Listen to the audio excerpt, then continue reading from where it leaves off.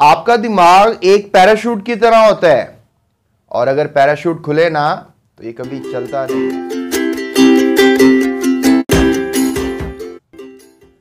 तो प्यारे बच्चों, आज के लेक्चर में हम बात करेंगे आपसे टिपिकल प्रॉपर्टीज ऑफ लिक्विड्स की। इससे पहले हम Boyle's law, Charles law, properties of gases पे बात कर चुके हैं। आज का जो लेक्चर होगा उसमें हम बहरहाल एवापोरेशन की बखूबी बात करने की कोशिश करेंगे। Vapour pressure, boiling point, freezing point, diffusion and densities, इन सब मैटर की बात करने की कोशिश करेंगे। तो लिहाजा एवापोरेशन क्या होती है इसकी तरफ चलते हैं और जानने की कोशिश करते हैं कि एवापोरेशन और उसके फैक्टर्स कौन कौन से हैं।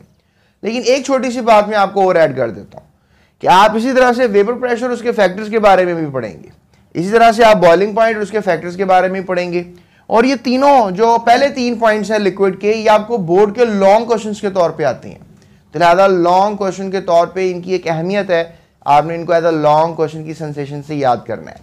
प्यारे बच्चों, डिस्क्रिप्शन में जो है वो लिंक है आपके नोट्स का और इसके अलावा हमारे पूरे चैप्टर की प्लेलिस्ट का, तो उसको विजिट करना मत भूलिएगा।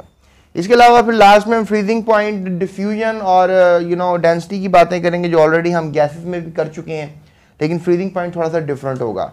मैं बहुत से आइडियाज़ जो हैं इस वीडियो में ब्रेक करने वाला हूँ और मैं आपको बहुत सी अंदर की बातें बताने वाला हूँ, लिहाजा मेरे साथ रहिएगा। जी तो प्यारे बच्चों, बात करते हैं एवापोरेशन की। देखिए, एवापोरेशन का ताल्लुक जो है इस पूरी दुनिया के पानी से है। ज़्यादातर हम एवापोरेशन का लफ्ज़ पानी को आप कह लें कि अगर गैस बना दिया जाए, ये पानी अगर लिक्विड है और अगर ये पानी ये जो है क्या बन जाए, गैस बन जाए, बादल बन जाए, भाप बन जाए, इसको प्यारे बच्चों एवापोरेशन कहते हैं। अभी मैं डेफिनेशन की तरफ नहीं जाऊंगा, थोड़ा सा एक्सप्लेनेशन की तरफ जाऊंगा। अब देखें, ये एक ऐसा अमल है जिसमें आप कह लें कि कोई भी जो लिक्विड है वो गैस बनता है। जैसे कभी आपने स्पिरिट से, इंजेक्शन से पहले स्पिरिट लगवाया हो तो उसका जो लिक्विड होता है तो वो बहुत जल्दी आपको पता है कि एवापोरेट कर जाता है, वो बहुत जल्दी बुखारात में तब्दील हो जाता है। लेकिन अगर वही आप पानी लगाते तो वो तो वहाँ पर गीला रहता और वो शायद पानी वहाँ से एवापोरेट करने में, उड़ने में टाइम लेता। तो ऐसा क्यों है? यानी कि लिक्विड जो है 2 किस्म के हुए यहाँ पर। पहला लिक्विड हुआ स्पिरिट, यानी अल्कोहल फैमिली से उसका ताल्लुक है, और दूसरा हुआ वाटर, वाटर फैमिली से इसका ताल्लुक है। तो लिहाजा दोनों लिक्विड्स लगाए, लेकिन एक पहले उड़ गया, एक बाद में उड़ा। लेकिन देखें, हम पढ़ें उड़ने की कहानी कि कैसे लिक्विड्स जो हैं वो क्या करते हैं कि वो लिक्विड से गैस बन जाते हैं।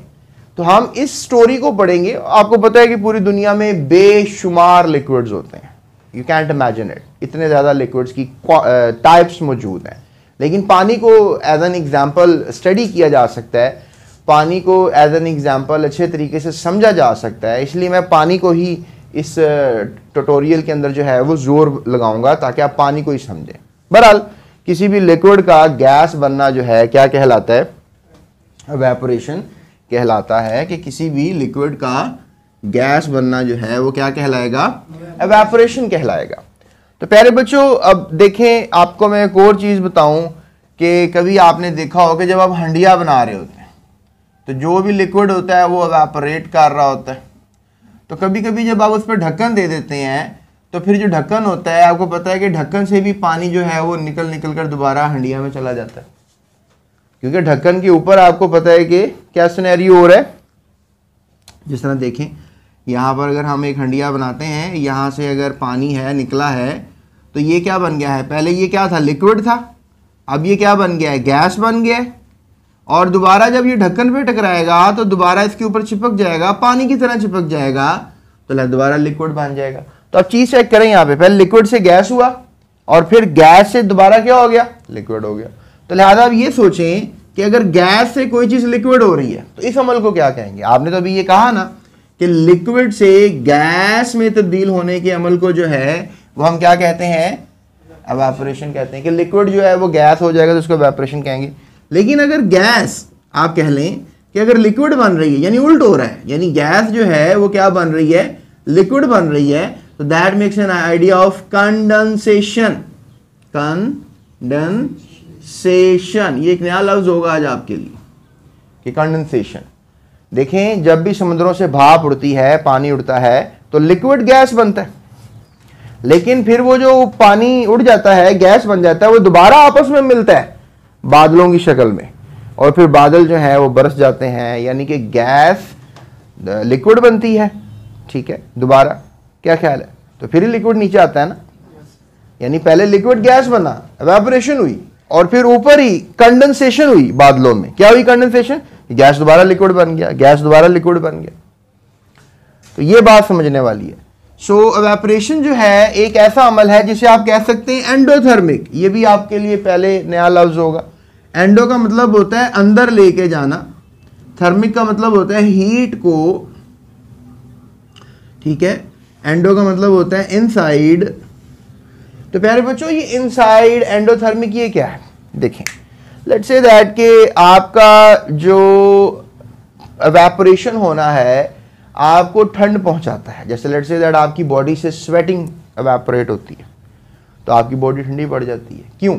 क्योंकि वो जो पानी उड़ के गया, यानी लिक्विड से जो गैस बना, वो पानी क्या करेगा? अपने अंदर हीट ले जाएगा। मतलब पानी तो हीट ले गया, तो पीछे ठंड रह गई, तो आप ठंडे हो जाते हैं। तो एक बड़ा मशहूर मकूला है, एवेपोरेशन कॉज कूलिंग। ठीक है, क्या मकूला है? एवेपोरेशन कॉज कूलिंग, यानी कि एवेपोरेशन ठंड पैदा करती है। तो लिहाजा ये बात भी गलत नहीं है। आप देखें कि जब बारिश हो जाती है, उसके बाद क्या होता है कि ठंड महसूस होती है। आपके जो घर के कमरे हैं, बारिश से पानी से जब उड़ जाता है, तो आपकी दीवारें क्या हो जाती हैं? ठंडी हो जाती हैं। वैसे आपको पता है कि अंदर रहा नहीं जाता कमरों में, लेकिन जब बारिश होती है, वो पानी एवेपोरेट होता है, तो आपकी इर्द गिर्द की दीवारें सारी ठंडी हो जाती हैं। Evaporation cause cooling.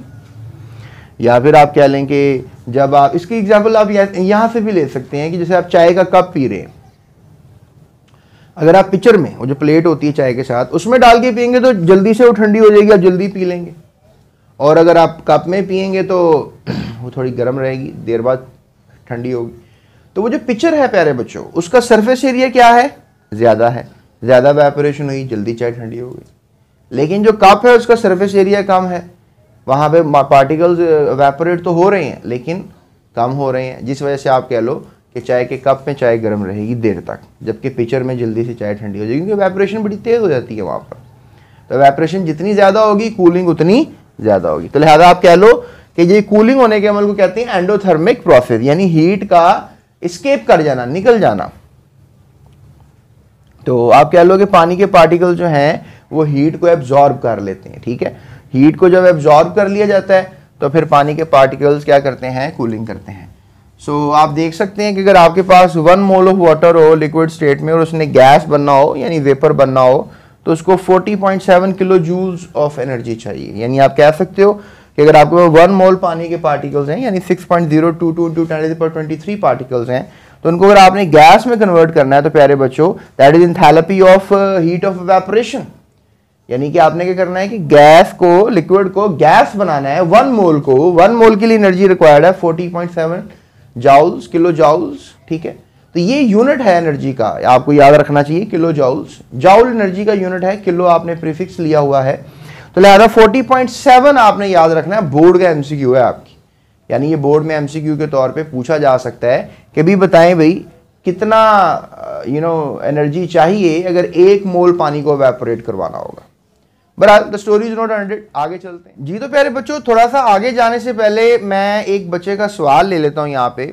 उसने सवाल किया कि सर, अगर हमारे पास एक गिलास है और उसके बाहर हमने देखा है कि जब बहुत ज़्यादा नमी वाला मौसम होता है तो ग्लास के बाहर जो सरफेस होती है उस पर बहुत ज़्यादा पानी इकट्ठा हो जाता है, वो क्यों होता है सर? क्या उसको भी एवेपोरेशन कहेंगे? भाई देखें, उसको एवेपोरेशन नहीं कहेंगे, उसको कंडेंसेशन कहेंगे। कैसे? एक तो चीज़ आप ये सोच सकते हैं कि पानी का जो ग्लास है उसके अंदर से पानी बाहर आया है, एक तो चीज़ आप ये सोच सकते हैं। और दूसरी चीज़ आप ये सोच सकते हैं कि जो बहुत से इर्द गिर्द आपको पता है आबी बुखारात हैं, वाटर वेपर्स हैं, वो सब इकट्ठे हो गए होंगे। तो अब इसमें से हकीकत क्या है कि क्या अंदर से जो सुराख है ग्लास के अंदर वहाँ से पानी बाहर आया है, या जो एटमॉस्फेयर है, जो सिस्टम है, उसमें से जो वाटर वेपर्स हैं वो ग्लास की सतह पे इकट्ठे हो गए? ऐसा क्या हुआ है? तो ऐसा ही हुआ है प्यारे बच्चों कि जो गैस है वो क्या बन गई हुई है, लिक्विड बन गई हुई है। तो मैंने भी आपको बताया था कि गैस का लिक्विड बनना इज कॉल्ड कंडेंसेशन। उल्ट होता है इवेपोरेशन के, लिक्विड से गैस बनना इवेपोरेशन होता है, लेकिन गैस से दोबारा लिक्विड बन जाना कंडेंसेशन होता है। तो ये इसलिए होता है क्योंकि आपको पता है कि पानी ठंडा होता है और जो वेपर्स होते हैं वो ज़रा हीटेड होते हैं, बिखरे हुए होते हैं, एनर्जी लेकर गए होते हैं, ठंडा करते हैं ना इवेपोरेशन कॉज कूलिंग, तो वेपर्स में थोड़ी सी एनर्जी होती है। तो जैसे वो ठंडी सरफेस से आके टकराते हैं तो वो अपनी एनर्जी जो है वो दोबारा लूज़ कर देते हैं, और जैसे एनर्जी लूज़ होती है तो लिक्विड्स दोबारा बन जाते हैं। क्योंकि देखो गैस की एनर्जी ज़्यादा है। अभी मैंने आपसे थोड़ी देर पहले बताया था कि अगर 1 मोल आपके पास पानी के मॉलिक्यूल्स हैं, उसको अगर आपने गैस बनाना है तो भैया आपको 40.7 किलो जॉल्स एनर्जी चाहिए। और देखें आपको एनर्जी चाहिए, यानी लिक्विड को आपने गैस बनाना है, यानी एनर्जी कम है, एनर्जी ज़्यादा दें वो गैस बन जाएगी। देखें ना, पार्टिकल है वो आपस में करीब है, एनर्जी कम है। जब वो दूर होंगे दूसरे से, देखो ना ये पार्टिकल ऐसे ऐसे जब लिक्विड होते हैं ना उनके फासले कम होते हैं। जैसे मैंने पहले भी बताया था कि जो सॉलिड होते हैं उनके फासले सबसे कम होते हैं, गैस में फासले, लिक्विड में फासले बढ़ जाते हैं, और गैस में फासले जो हैं वो सबसे ज़्यादा बढ़ जाते हैं। यानी आप कह सकते हैं कि जो सॉलिड है उनमें तो फासले बहुत कम होते हैं दो पार्टिकल्स के दरमियान, जबकि जो लिक्विड होता है उनके फासले थोड़े से ज़्यादा हो जाते हैं। तो ये पार्टिकल्स हमेशा हिल रहे होते हैं, इनके हिलने को कहते हैं कि दे आर वाइब्रेटिंग, वाइब्रेटिंग। तो जब ये पार्टिकल्स हिल रहे होते हैं इसको वाइब्रेशन कहते हैं। तो अब आप देखें गैस के पार्टिकल्स तो प्यारे बच्चों एक दूसरे से बहुत दूर हो गए हैं। इतनी दूरी रखने के लिए और फिर आगे टक्कर मारने के लिए, दीवारों से टक्कर मारने के लिए एनर्जी तो इसमें ज़्यादा होगी ना। तो आप कह लें कि गैस के पार्टिकल्स के अंदर एनर्जी सबसे ज़्यादा होती है, लिक्विड के पार्टिकल्स के अंदर एनर्जी गैस के पार्टिकल से कम होती है, और फिर जो सॉलिड होते हैं वो थोड़े स्टेबल होते हैं, उनके अंदर एनर्जी सबसे कम होती है। बहरहाल आप ये बात याद रखें कि जो लिक्विड्स होते हैं उनके अंदर ये वाइब्रेटिंग एनर्जी होती है। आज इस एनर्जी को हम नाम देते हैं काइनेटिक एनर्जी। प्यारे बच्चों क्या नाम देंगे? Kinetic energy. तो पार्टिकल्स में क्या होती है, हिलने वाले पार्टिकल्स में जो भी बॉडी हिल रही होती है उसमें काइनेटिक एनर्जी होती है। तो लिहाजा आप ये कह लो कि काइनेटिक एनर्जी यहाँ पर ज़्यादा थी जब ये गैस की शक्ल में थे बुखारात। और फिर देखो अब तुम कहोगे सर हमें तो नज़र ही नहीं आ रहे, देखें अभी भी हम देख रहे हैं यहाँ वहाँ, तो हमें तो नज़र नहीं आ रही है गैस के पार्टिकल्स। तो भाई गैस के पार्टिकल्स कहाँ से नज़र आएंगे आपको? गैस नज़र नहीं आती है, ये कलरलेस होती है। तो लिहाजा जब लेकिन लिक्विड हमें नज़र आ जाता है, हालांकि वो भी ट्रांसपेरेंट होता है। तो अब जब वो आके टकराए ठंडी सरफेस से, गिलास आपका ठंडा गिलास का पानी था तो ठंडी सरफेस थी उसकी, तो जब वो हीटेड पार्टिकल आके सरफेस से टकराए तो उनकी कंडेंसेशन हो गई, उनकी एनर्जी कम हो गई, और जब एनर्जी कम हो गई दोबारा लिक्विफाई हो गए, दोबारा लिक्विड हो गए। तो आप इसको एवेपोरेशन नहीं कहेंगे इस अमल को, इसको क्या कहेंगे? कंडेंसेशन। टॉपिक पे आते हैं कि जो लिक्विड स्टेट मॉलिक्यूल्स हैं वो हमेशा किस में रहेंगे? फिर स्टेट ऑफ मोशन में रहेंगे। ये हमने अभी सीख लिया कि हमारे पास जो है अब ये लिक्विड से भरा हुआ एक टब है, कोई बीकर है, तो इसमें जो लिक्विड के पार्टिकल्स हैं हमेशा क्या कर रहे हैं? हिल रहे हैं in a continuous state of motion. ठीक है, ये क्या है? सारे particles in a continuous state of motion. तो लिहाजा कंटिन्यूस स्टेट ऑफ मोशन में होने की वजह से आप कह सकते हो कि ये हमेशा हिल रहे हैं। सो दे पोजेसेस काइनेटिक एनर्जी। अभी मैंने आपसे कहा कि जो लिक्विड होंगे, जितने भी लिक्विड होंगे वो हिल रहे होंगे, और इवन सॉलिड भी हिल रहे होते हैं। अभी आपको सर जो टेबल पे हम बैठे हैं, कुर्सी पे, मेज़ पे, पलंग पे लेटे आपको सुन रहे हैं, सर ये तो नहीं हिल रहे, हमें तो महसूस भी नहीं हो रहे। तो भाई इनके हिल ऐसे रहे होते हैं कि ये आपको महसूस नहीं होते हैं, लेकिन they are moving in a very very little manner. तो सॉलिड के पार्टिकल्स भी मूव कर रहे होते हैं, और लिक्विड के भी कर रहे होते हैं, और गैस के पार्टिकल्स तो बहुत ज़्यादा मूव कर रहे होते हैं। अच्छा, अब जो लिक्विड के पार्टिकल्स मूव कर रहे होते हैं ये बात तो प्रूव करनी है। अभी सॉलिड के पार्टिकल्स मूव कर रही हैं, साइंसदानों की परसेप्शन है, उन्होंने कोई एक्सपेरिमेंटल प्रूव नहीं दिया इस चीज़ का। लेकिन लिक्विड के पार्टिकल्स मूव कर रहे हैं, इस चीज़ का प्रूफ ब्राउन नामी साइंसदान ने दिया।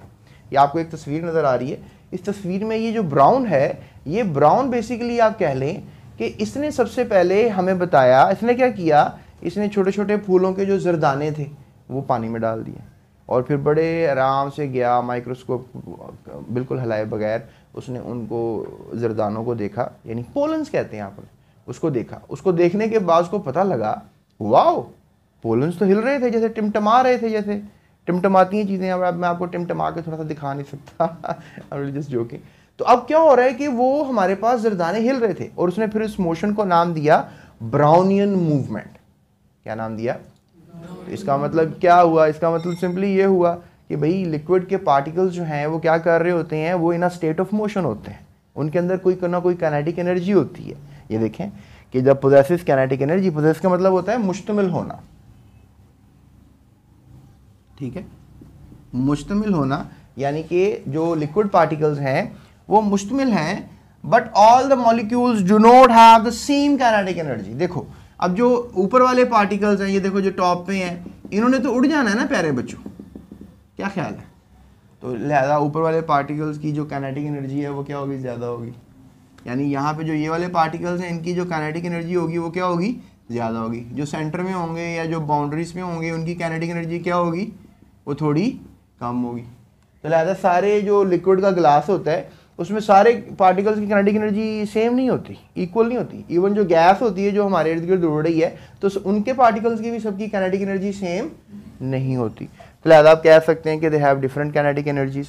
सो majority of the molecules have average kinetic energy. ज़्यादातर जो उसमें आपको मॉलिक्यूल नजर आएंगे एवरेज की फिर हम बात कर देते हैं, ठीक है। ज़्यादातर सबकी क्या होगी? एवरेज काइनेटिक एनर्जी होगी। And few have more than average kinetic energy. और फिर जो मैंने आपको बताया जो टॉप पे होंगे उनकी थोड़ी काइनेटिक एनर्जी ज़्यादा होगी, तो फिर उनकी एवरेज से ज़्यादा ही ना। तो ये हमने बात याद रखनी है। So molecules having more than average kinetic energy overcome the attractive forces among the molecules। यानी देखो अब ये हमारे पास पानी के दो मॉलिक्यूल्स हैं, इनके दरमियान अट्रैक्शन है, ठीक है। और ये भी हमारे पास पानी के दो मॉलिक्यूल्स हैं, इनके दरमियान भी अट्रैक्शन है। आपको याद होगा मैंने आपको पढ़ाया था IMF, याद है? मैंने आपको पढ़ाया था इंटरमोलिक्यूलर फोर्सेस, इंटरमोलिक्यूलर फोर्सेस। और मैंने आपको बताया था कि पानी के दो पार्टिकल्स के दरमियान जो ताकत होती है उसको क्या कहते हैं? Hydrogen bonding. क्या कहते हैं? हाइड्रोजन बॉन्डिंग कहते हैं। तो प्यारे बच्चों देखो अब इसमें भी काइनेटिक एनर्जी मौजूद है, ठीक है, और इसमें भी काइनेटिक एनर्जी मौजूद है, लेकिन ये सरफेस में ज़रा ऊपर है, दो पार्टिकल ये सरफेस में ऊपर है और ये सरफेस में नीचे है। लेकिन फ़र्क क्या है? इनकी काइनेटिक एनर्जी कम क्यों है और इनकी ज़्यादा क्यों है? क्योंकि इनको बाहर से कुछ ज़्यादा एनर्जी मिल रही है, क्योंकि सरफेस पे है ना, और ये बेचारे अंदर हैं, बस एक दूसरे से पार्टिकल टक्कर मार रहे हैं तो इनकी थोड़ी कम है। तो आप याद रखो कि जब ऊपर वाले पार्टिकल्स को एनर्जी ज़्यादा मिल रही है तो हो सकता है कि ये पार्टिकल इस पार्टिकल को छोड़कर क्या बन जाए? गैस बन जाए। देखो ये पार्टिकल तो यहीं पर रहेगा लिक्विड शक्ल में, लेकिन ये पार्टिकल सरफेस छोड़कर चला गया। तो जब सरफेस ही छोड़कर चला गया तो वो लिक्विड से क्या बन गया? गैस बन गया। तो वो यही बात कर रही हैं कि इसकी तो अभी भी एवरेज काइनेटिक एनर्जी इन दो पार्टिकल की, जितने भी पार्टिकल्स नीचे हैं, ऊपर वाले पार्टिकल्स की काइनेटिक एनर्जी ज्यादा है, जो मैं बार बार आपसे कह रहा हूं। और ज्यादा काइनेटिक एनर्जी होने की वजह से वो अपने एक दूसरे के हाइड्रोजन बॉन्ड को तोड़ तोड़ कर वो अपनी लिक्विड फॉर्म से गैस की फॉर्म में जाते जा रही है। तो ये बताना चाह रहे हैं। So molecules having more than average kinetic energy overcome the attractive forces। उनके दरमियान जो attractive forces होती हैं वो ख़त्म हो जाती हैं। So overcome का मतलब है कि उन पर गलबा आ जाता है, यानी ख़त्म हो गई among the molecules and escape from the surface। और फिर surface से क्या होते हैं? वो उड़ जाते हैं। देखो evaporation surface ही होती है, ये तो नहीं होता साइड से molecule निकल गया और ऊपर से चले गए, ऐसे तो नहीं होता। The molecules are always escaping from the surface। तो लिहाजा surface से escape कर जाते हैं। इस अमल को क्या कहते हैं? एवापोरेशन। तो इसको भी आप एवापोरेशन कह सकते हैं। लेकिन स्टोरी एंड नहीं हुई अभी तो कहानी शुरू हुई है। एक और बात आपसे शेयर करता हूं जी। तो प्यारे बच्चों बात करते हैं आपसे अब हम कि जो एक एवापोरेशन है ये कंटिन्यूस प्रोसेस है, यानी कि ये एक ऐसा होने वाला अमल है जो हर वक्त हो रहा होता है। आप कभी ये नहीं कह सकते कि एवापोरेशन जो है वो कभी रुक जाती है या कभी चलती ही नहीं। ये ऐसा हकीकतन होता नहीं है, एवापोरेशन हर वक्त होती रहती है। So you can write a word कि इट्स अ कंटिन्यूस प्रोसेस। इसके अलावा जो रेट ऑफ एवापोरेशन होता है, ठीक है, आप कह लें कि जो रेट ऑफ एवापोरेशन है, रेट ऑफ इवेपोरेशन, ठीक है, ये जो रेट ऑफ एवापोरेशन है प्यारे बच्चों, ये डायरेक्टली प्रोपोर्शनल है टेम्परेचर के। यानी कि मैं कहना ये चाह रहा हूँ कि जो एवापोरेशन है या उसका कह लें कि रेट है, ये डायरेक्टली प्रोपोर्शनल है टेम्परेचर के। कैसे? कि टेम्परेचर अगर बढ़ेगा तो एवापोरेशन भी बढ़ेगी, अगर टेम्परेचर क्या होगा, कम होगा, तो एवेपोरेशन भी कम हो जाएगी। सो ये डायरेक्टली प्रोपोर्शनल का साइन मैंने आपको बताया था। मैंने आपको चार्ल्स लॉ के अंदर इन्वर्सली प्रोपोर्शनल भी समझाने की कोशिश की थी। इसके अलावा यू कैन से कि जो इंक्रीज हो जाता है टेम्परेचर के अंदर, लेट्स से दैट कि आपके पास ये एक टप है, ठीक है, ये एक टप है और आपके पास एक और ये टप है, और इस टप का टेम्परेचर जो है वो 100 डिग्री सेल्सियस है और इस टप का टेम्परेचर जो है वो 35 डिग्री सेल्सियस है। तो अब अगर आप सोचो कि एवेपोरेशन तो यहाँ पे भी हो रही है, एवेपोरेशन तो यहाँ पे भी हो रही है, लेकिन प्यारे बच्चों जहाँ टेम्परेचर ज़्यादा होगा वहाँ एवेपोरेशन का अमल भी ज़्यादा होगा। जैसे फॉर एग्जांपल आप गर्मियों में देखते हो कि आप तारों पे जब कपड़े डालते हो तो वो गर्मियों में जल्दी सूख जाते हैं, क्योंकि गर्मियों में टेम्परेचर ज़्यादा होता है ना, गर्मी का लफ्ज़ इस्तेमाल कर रहा हूँ। और सर्दियों में जो है कपड़े इतनी जल्दी तारों पर नहीं सूखते। इसके पीछे वजह है कि एटमॉस्फेयर का जो टेम्परेचर है वो कम होता है, तो कम टेम्परेचर पे एवेपोरेशन भी कम हो जाती है और ज़्यादा टेम्परेचर पे एवेपोरेशन भी बढ़ जाती है। याद रखो कि जब आप अपनी सेडेंट्री हालत में होते हो, सेडेंट्री हालत से मुराद है कि ज़्यादा चल फिर नहीं रहे होते, लेटे हो, सोए हुए होते हो, तो आपकी बॉडी से एवेपोरेशन कम हो रही होती है।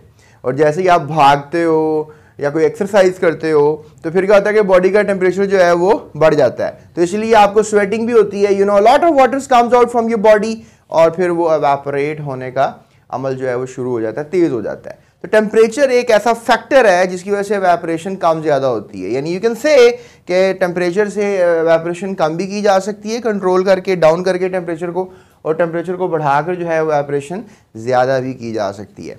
इसके पीछे वजह यह है कि जो ज़्यादा टेम्परेचर है उसमें आप कह लो कि जो पार्टिकल्स होते हैं उनकी जो काइनेटिक एनर्जी है वो बहुत ज़्यादा होती है, क्योंकि काइनेटिक एनर्जी जितनी ज़्यादा होगी उतनी जल्दी जो है सरफेस से आप कह लो कि जो पार्टिकल्स हैं वो जल्दी छोड़कर जाएंगे अपने सरफेस को, अपने सिस्टम को, मीडियम को, क्योंकि ऊपर वाले जो पार्टिकल्स होते हैं वो आपको पता है कि कोई भी लिक्विड हो जिसकी एवेपोरेशन हो रही होती है, वो जो मॉलिक्यूल्स हैं आपस में भी बॉन्डेड होते हैं।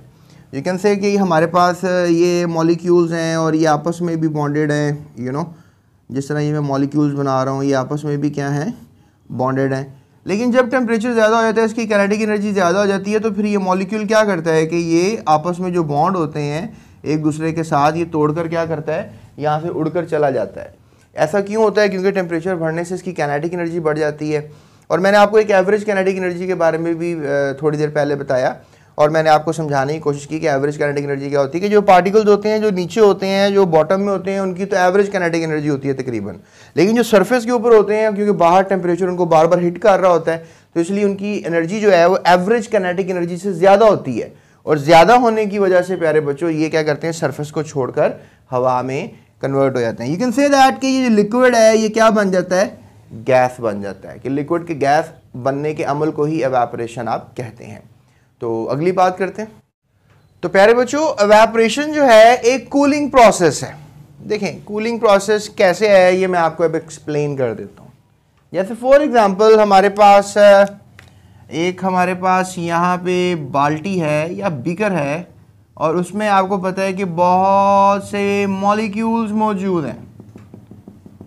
अब लेट्स से दैट के यहाँ पर हमारे पास वही बाल्टी या बीकर जो है दोबारा मौजूद है, ठीक है, वही बहुत से मॉलिक्यूल्स हैं।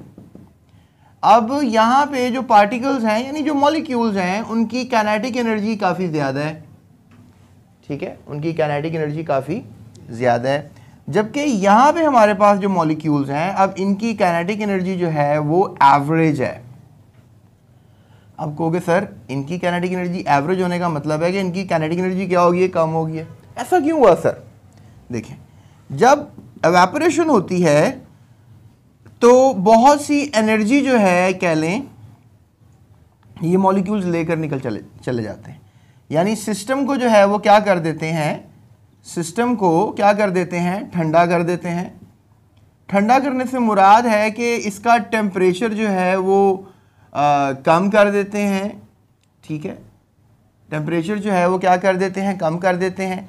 अब टेम्परेचर जब प्यारे बच्चों कम हो जाता है, टेम्परेचर जो है जब कम हो जाता है तो फिर मैं यही कहूँगा ना कि इनके अंदर पार्टिकल्स की एनर्जी भी डाउन होगी। तो इसलिए मैं ये कह सकता हूँ कि evaporation is a cooling process. चलें अपनी आप बॉडी से एग्जांपल ले लें कि जब एवेपोरेशन होती है तो आप भी तो कूलिंग महसूस करते हैं, यानी कि जब एनर्जी जो एवेपोरेट हो रहे हैं पार्टिकल्स वो एनर्जी लेके जा रहे हैं तो आपकी बॉडी एज अ होल्स का टेम्परेचर डाउन हो रहा है। देखें सर्दियों में हम ये काम नहीं करना चाहेंगे क्योंकि सर्दियों में हमें हीट चाहिए होती है। तो सर्दियों में आपको पता नहाने के बाद फ़ौरन बाद ही आप टॉवल लपेट लेते हैं, कंबल में चले जाते हैं और दिन में नहाने का इंतखाब करते हैं। उसके पीछे वजह ये होती है कि दिन में सूरज निकला होता है, ऑलरेडी एटमॉस्फेयर भी हीटेड होता है, समझ रहे हैं। सो ये एवापोरेशन कॉज कूलिंग, ये मैंने आपको पहले भी बताया था चैप्टर के इस टॉपिक के शुरू होने में। तो आप ये कह सकते हैं कि जो हाई काइनेटिक एनर्जी मॉलिक्यूल्स हैं वो क्या हो जाते हैं, वेपराइज हो जाते हैं, यानी कि वो जल्दी से क्या बन जाते हैं, गैस बन जाते हैं। So the temperature of the remaining molecules क्या हो जाता है, फॉल्स डाउन, और फिर बाकी जो पार्टिकल्स होते हैं उनका टेम्परेचर काइनेटिक एनर्जी क्या हो जाता है, कम हो जाता है। So to compensate this deficiency of energy, the molecules of liquid absorb energy from the surroundings। और फिर जब ये हमारे मॉलिक्यूल्स का एनर्जी कम होता है, टेम्परेचर कम होता है, तो याद रखो इन्होंने भी अपनी एनर्जी पूरी करनी है। तो फिर आसपास से आप कह लो, आसपास से ये मॉलिक्यूल्स क्या करते हैं, एनर्जी को क्या करती हैं, एब्जॉर्ब करते हैं। तो कंपनसेट का मतलब है कि उन्होंने गुजारा ज़रूर करना है। आसपास की सिस्टम से एनर्जी ले लेंगे, फिर इसमें एनर्जी ज़्यादा हो जाएगी काइनेटिक एनर्जी, फिर एवेपोरेशन होगी, फिर डाउन होगी, फिर एटमॉस्फेयर से ली जाएगी एनर्जी, ऐसे ही चलता रहेगा। सो ये भी एक अच्छा सवाल है कि एटमॉस्फेयर में एनर्जी कहाँ से आ रही है। आप कमेंट करके बताएं कि आखिर हमारे सिस्टम में एटमॉस्फेयर में एनर्जी कहाँ से आ रही है। ठीक है, अब बहुत से बच्चे कमेंट करने चले गए होंगे, बहरहाल मैं आपको बता देता हूँ सूरज जो है वो बेसिक सोर्स ऑफ एनर्जी है, यानी जो सन है सिस्टम में एनर्जी कौन दे रहा है, तो बाकी सब चीज़ों में एनर्जी क्या होती जा रही है, डिवाइड होती जा रही है। So as a result the temperature of surroundings decrease and we feel cooling. तो फिर आसपास की सराउंडिंग से भी टेम्परेचर क्या हो गया, कम हो गया और हमने कूलिंग फील करना शुरू कर दी। लेट्स से दैट मैंने आपको पहले भी बताया था कि अगर आप अल्कोहल अपने पाम में रखेंगे, हथेली को पाम कहते हैं, तो फिर अगर आप पाम में अल्कोहल रखेंगे तो अल्कोहल उड़ेगी और आपकी हथेली में ठंड सी महसूस होगी आपको। तो ये ठंड सी महसूस हो रही है, that really indicates the cooling effect. और ये जो कूलिंग इफेक्ट है ये क्यों हो रहा है, is just because of evaporation, right. So it is a beautiful process, यानी जब भी पार्टिकल्स आपकी सतह से उड़ेंगे बॉडी की या किसी भी सरफेस से उड़ेंगे तो वो एज अ रिजल्ट कूलिंग करेंगे, नीचे वाली बॉडी को क्या कर देंगे, ठंडा कर देंगे। हीटेड एटमॉस्फेयर जो है वो लेकर चले जाएंगे वहाँ से, और फिर अगर उस सिस्टम ने दोबारा हीटअप होना है तो अपनी सराउंडिंग से हीट इकट्ठी करेगा। देखें ना, जब आप आग जलाते हैं, पतीली के रखते हैं ऊपर, तो हीट सराउंडिंग से पतीली के अंदर जाती है ना। तो यही तो मैं बात आपको समझा रहा हूँ कि फिर सराउंडिंग से हीट जो है वापस सिस्टम में चली जाती है। चलें, अभी स्टोरी एंड नहीं हुई है, अब तो आया है टॉपिक सही डिस्कस करने वाला, that is factors affecting the rate of evaporation. जी तो प्यारे बच्चों, बात करते हैं आपसे हम कि कौन से ऐसे फैक्टर्स हैं जो एवेपोरेशन को जो है अफेक्ट कर सकते हैं, एवेपोरेशन में फर्क डाल सकते हैं। तो प्यारे बच्चों, सबसे पहले बात करेंगे सरफेस एरिया की। सरफेस एरिया एक ऐसा फैक्टर है जो कि एवेपोरेशन में जो है वो फर्क डाल सकता है। कैसे, अभी थोड़ी सी देर में प्रूव करेंगे। उसके बाद मैं नाम लूंगा टेम्परेचर का, कि ये भी एक ऐसा फैक्टर है जिसकी बुनियाद पे आप एवेपोरेशन को जो है कम ज़्यादा कर सकते हैं। और उसके बाद डेफिनेटली इंटरमॉलिक्यूलर फोर्सेस होती हैं, ठीक है, जिसमें आपने हाइड्रोजन बॉन्डिंग और डायपोल फोर्सेस के नाम पढ़े हुए हैं। तो ये भी चेक करना होता है कि इधर कौन सी फोर्सेस हैं किसी लिक्विड में अगर एवेपोरेशन करवानी है। डेफिनेटली ऐसा लिक्विड जल्दी एवेपोरेट करेगा जिसकी फोर्सेस कम होंगी, वीक होंगी, और ऐसा लिक्विड जो है वो जल्दी एवेपोरेट नहीं करेगा जिसकी फोर्सेस स्ट्रांग होंगी। बहरहाल जब ये फैक्टर आएगा तो उस पर बात करेंगे। बहरहाल अभी जो फैक्टर हम बात करने लगे हैं that is basically surface area. So बात करते हैं सरफेस एरिया के ऊपर कि आखिर सरफेस एरिया कैसे एवेपोरेशन को इफेक्ट कर सकता है। जो लाइनें मैंने लिखी हैं आप थोड़ा सा इसी लाइनों को लिख सकते हैं और अभी हम कुछ एग्जाम्पलिफिकेशन भी कर लेते हैं। तो इट्स सरफेस फिनोमिनन, याद रखिएगा हमेशा एवापोरेशन जो है एक सरफेस फिनोमिनन है। जैसे लेट्स से दैट ये मेरे पास एक प्लेट है, अब इसमें पानी है लेकिन आपको शायद नज़र ना आ रहा हो, तो इसमें पानी जो है ये हमें इंडिकेट करता है कि पानी हमेशा सरफेस से ही उड़ेगा। ये नहीं होगा कि कहीं नीचे से जाके पानी उड़ जाए और इस तरह कोई सीन ऑन हो जाए, तो ऐसा कुछ नहीं होगा, हमेशा सरफेस से ही पानी उड़ेगा। इसलिए मैं सेंटेंस लिख रहा हूं कि it is a surface phenomenon. Phenomenon का मतलब है मजहर, यानी कि कोई चीज़ अगर हो रही है तो सरफेस से ही हो रही है। तो अगर मैं आपसे आगे बात करूं तो एक बड़ा फैक्टर है सरफेस को लेकर कि अब हमारे पास दो चीज़ें हम आपको समझाते हैं। जैसे फॉर एग्ज़ाम्पल पहले जो है मैं ये लेता हूँ प्लेट में पानी और मैं ग्लास में पानी लेता हूँ। अब मैं सवाल ये आपसे उठाता हूँ कि अगर मैंने ये प्लेट में और ग्लास में कप में पानी लिया है तो मुझे बताएं ज़्यादा एवापोरेशन किधर होगी। डेफिनेटली आप लोगों का जवाब होगा प्लेट में होगी। प्लेट में इसलिए होगी क्योंकि शायद आपको नज़र आ रहा है कि वहाँ सरफेस एरिया जो है वो ज़्यादा है, और यहाँ कप में जो आपको नज़र आ रहा है सरफेस एरिया तो बहुत कम है। तो कंपैरिजन अगर हम करें तो जिस चीज़ का सरफेस एरिया ज़्यादा होगा, यानी ऐसा एक फिनोमिनन जहाँ पे सरफेस एरिया ज़्यादा होगा, समंदरों में एवापोरेशन ज़्यादा होगी कंपैरेटिव विद दी दरियाओं में, झीलों में एवापोरेशन जो है वो थोड़ी कम तो मतलब होगी तो बराबरी पर ही, लेकिन चूंकि सरफेस एरिया समंदरों में ज़्यादा तो वहाँ ज़्यादा लिक्विड जो है वो क्या बन जाएगा, गैस बन जाएगा, और इस तरह से फिर एवापोरेशन समंदरों में ज़्यादा होगी। तो greater the surface area greater the evaporation and vice versa, ऐसे ही होगा। उल्ट भी अगर हम करें तो lesser the surface area lesser the evaporation, vice versa का मतलब ये होगा ना कि अगर इसको भी लेस कर दें तो वो भी लेस हो जाएगा। उसके बाद सॉसर एंड कप की बात की जा रही है। बहरहाल सॉसर वो कप के नीचे रखे जाने वाली एक प्लेट है। कभी कभी सुबह जब आप लेट हो रहे होते हैं तो आप क्या करते हैं, चाय सॉसर में डालते हैं, छोटी सी प्लेट में डालते हैं चाय और जल्दी से पी लेते हैं, क्योंकि कप में पीने के लिए तो आपको टाइम चाहिए। देखिए मैंने आपको रिसेंटली समझाया, एक्सप्लेन किया कि एवापोरेशन कैसे कूलिंग करती है। अब देखें अगर हमारे पास एक कप है और एक सॉसर है, ठीक है,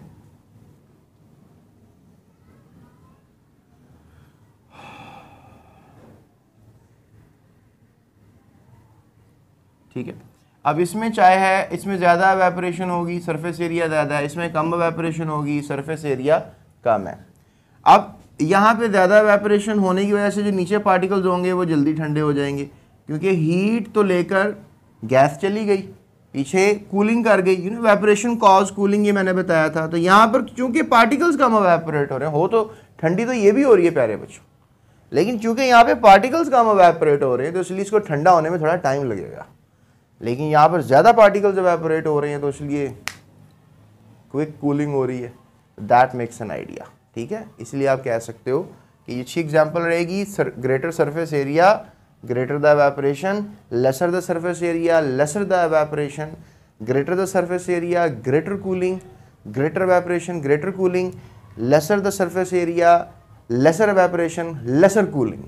तो ये बातें मैंने आपको समझानी थी इस टॉपिक में, इस फैक्टर में। आई होप आपको समझ में आ गई होंगी। अब हम चलते हैं अगले फैक्टर की तरफ। जी तो प्यारे बच्चों, बात करते हैं आपसे टेम्परेचर की, कि ये जो फैक्टर है ये कैसे अफेक्ट करता है एवापोरेशन को। देखें, अब हाई टेम्परेचर होगा तो एवापोरेशन ज़्यादा होगी। सपोज कर लेते हैं, लेट्स से दैट हमारे पास एक कंटेनर है, ये भी एक कंटेनर है, ठीक है। अब सरफेस एरिया की बात नहीं कर रहे हैं, और यहाँ पे टेम्परेचर जो है वो 200 डिग्री सेल्सियस है, और यहाँ पे टेम्परेचर जो है वो 30 डिग्री सेल्सियस है। तो आप टेक्निकली बताएं कि यहाँ पे डेफिनेटली हमने जो है कोई इसको आग लगाई होगी, नीचे कोई इसको आग लगाने का निज़ाम दिया तो 200 डिग्री टेम्परेचर हुआ है ना।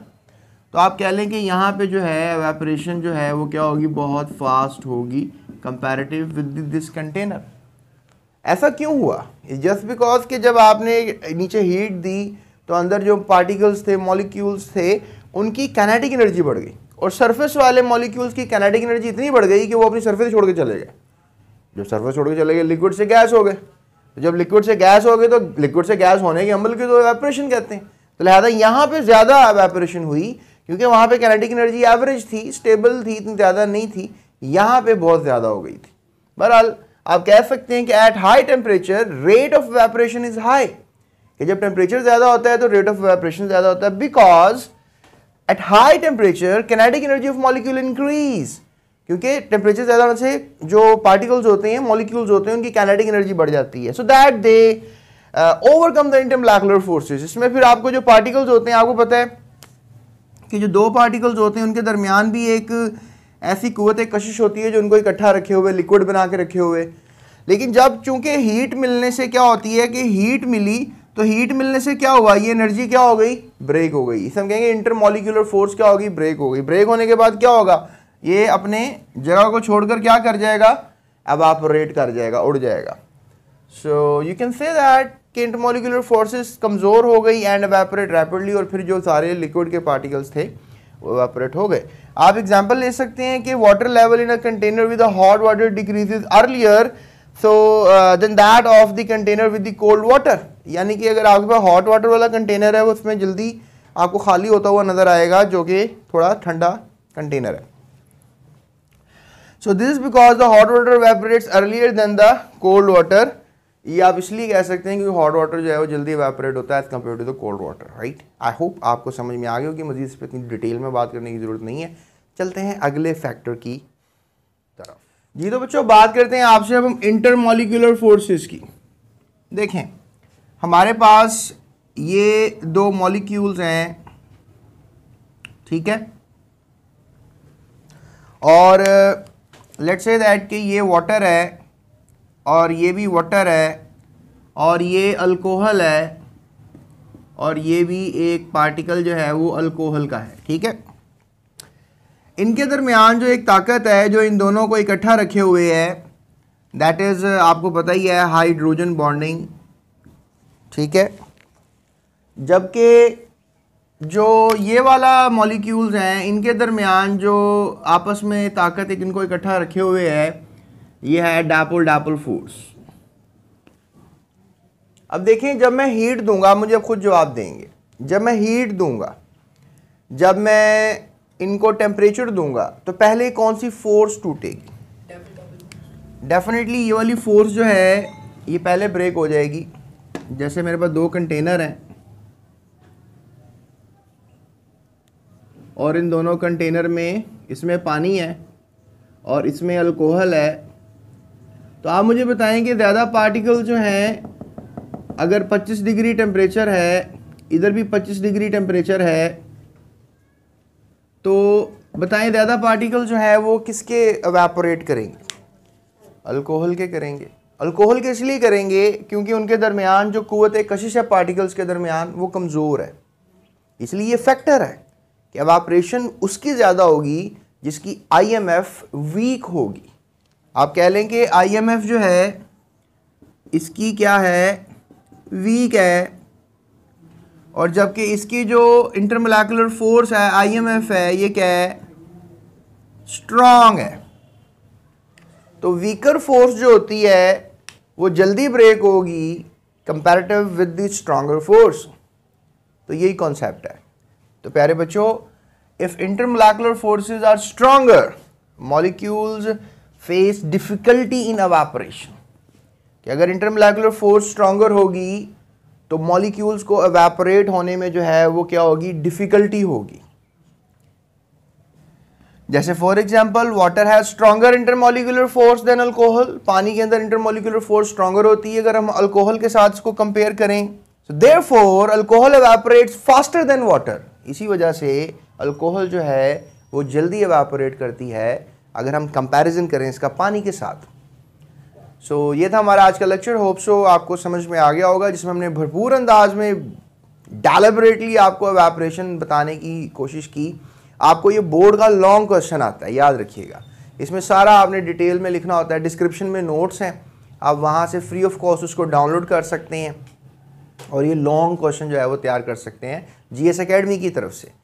तो प्यारे बच्चों, GS अकेडमी को सब्सक्राइब करना मत भूलिएगा इसके अलावा इस वीडियो को अपने दोस्तों के साथ शेयर करें जिनसे आप प्यार करते हैं, और जिनसे नहीं भी करते उनको तो सबसे पहले शेयर करें ना, ताकि वो भी पढ़ें। ठीक है, तो सेल्फिश नहीं होना चाहिए। अगर एक अच्छी खबर आपको मिले तो उस अच्छी खबर को फैलाएं। अगर एक अच्छी बात आपको पता लगे, उसी अच्छी बात को जो है आपने फैला देना है ताकि सब तक पहुंच जाए। अगर आप टीचर हैं तो अपने स्टूडेंट्स के साथ ग्रुप में इस वीडियो को लाजमी शेयर कर दीजिएगा, और सबसे बढ़कर अपना ख्याल रखना है और इस चैनल का भी।